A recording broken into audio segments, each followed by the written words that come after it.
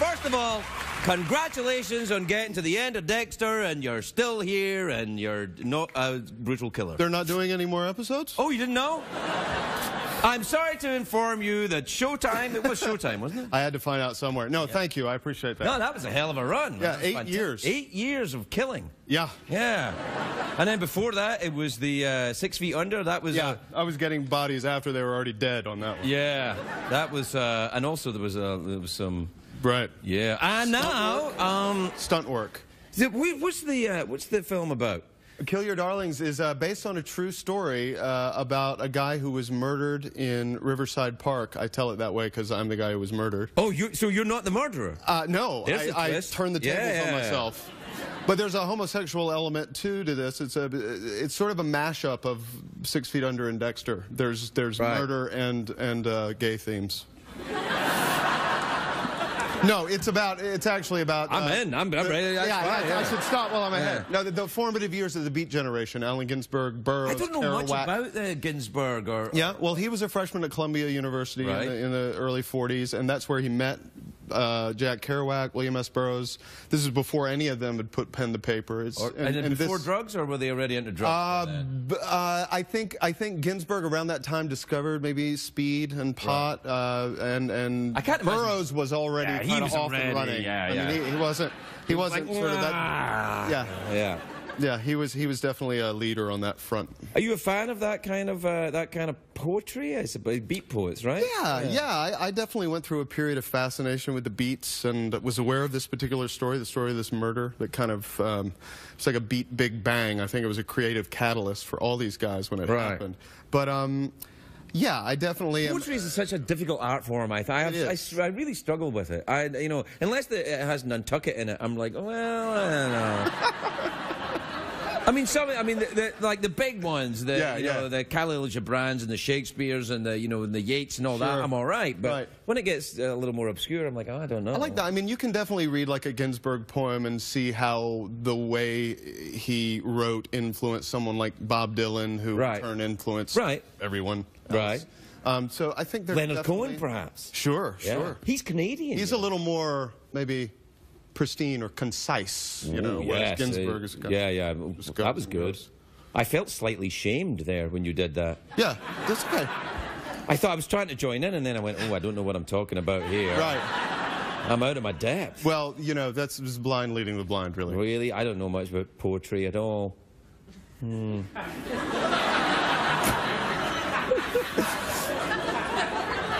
What about surfing? Do you know anything about surfing?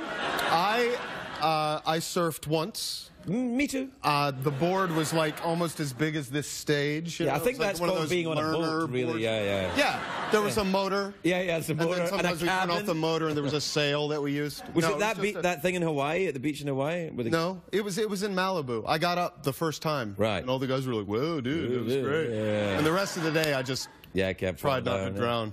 All right, then. Well, surfing, poetry. Ever been to Australia? I have. No way. Yeah, I went there to do a press tour for Dexter. Oh, of course, Yeah, actually... That bloke that keeps killing everybody, right? Yeah. I shot a promotional ad about some place. It was for Dexter, and I was sitting in an airport, and a guy came in and he's like, "Are you Dexter?" And I said, yeah, I'm taking a plane to Adelaide. Did you know that in Adelaide there are more serial killers per capita? And he's like, oh, really? And then I give the little smile, And they took it off the air. The people in Adelaide were scandalized about people telling the truth. Well, Adelaide does have a few serial killers. Yeah, they didn't want it out like that.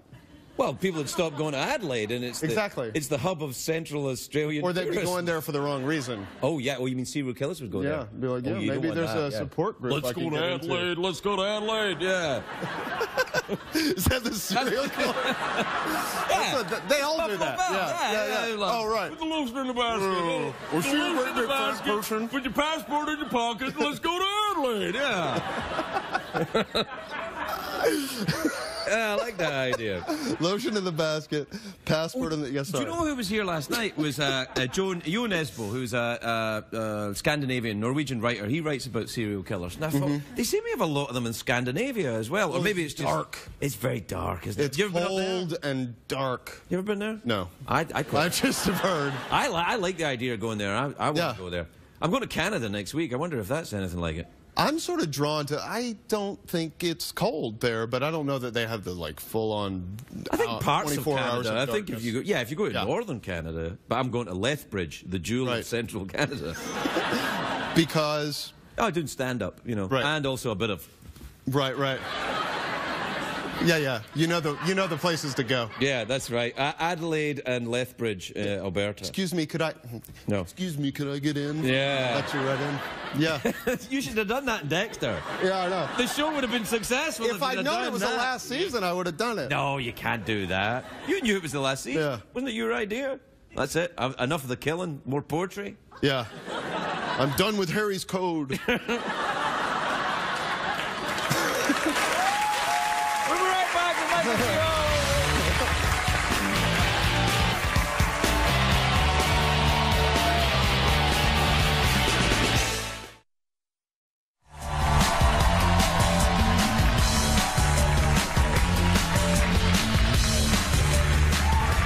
Welcome back.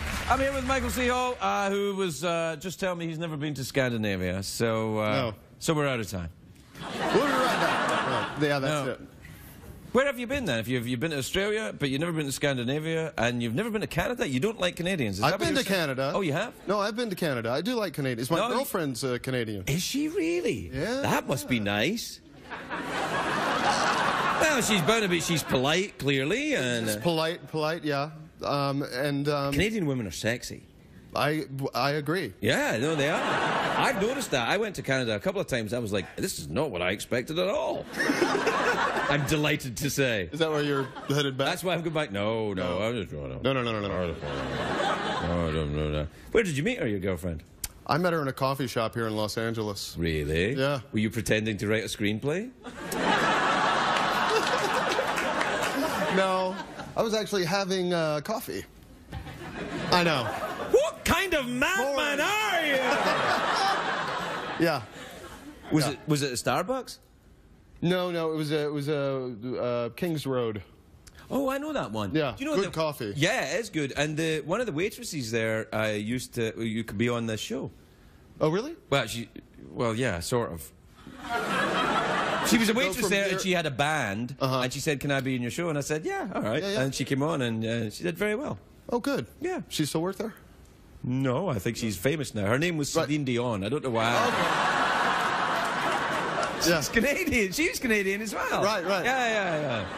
Most Canadians, especially the singing ones, pass through Kings Road Cafe. Well, yeah, that's a destination for the Canadian Sean. Leonard Cohen hangs out there. Leonard Cohen is very, very good, you know. I know I'm sticking my neck out here, but I'm a big fan of Leonard Cohen. Yeah, I know. Sometimes I think he's very dark for a Canadian, and then I forget that my stereotype of the Canadians is completely wrong. They are quite dark and literate.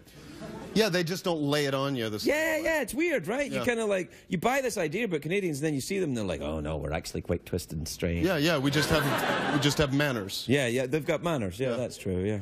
The dark manners of Canadians. Dark manners of the Canadians. I like that. Yeah. I think we're heading somewhere with this. We should go to a coffee shop and write a screenplay, The Dark Manners of the Canadians. Yeah. Well, you got your title. I mean, people will rush to see that. The Dark Manners of Canadians. Yeah. Well, maybe we should take Canadians out of the title. Christmas Day. Yeah. Christmas Day? Yeah. The Dark Manners of Christmas. Oh, that's... Well, we really are out of time now. So, you want a chocolate dollar, a smoke of the pipe, ding the bell, awkward pause, blow the mouth organ, or you can just, like, leave? I'll do the pipe. You want to do the pipe? Yeah. Okay. Correct. I'm afraid I've used this pipe, so I'll do the pipe. All right. Fair enough. I'll ask you a question as a therapist. Okay. Ready? Ready.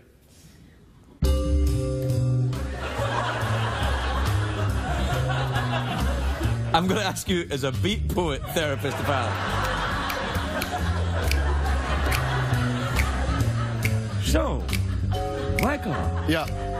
Have you ever been to Adelaide? Yeah, I went to Adelaide. I found a therapist there.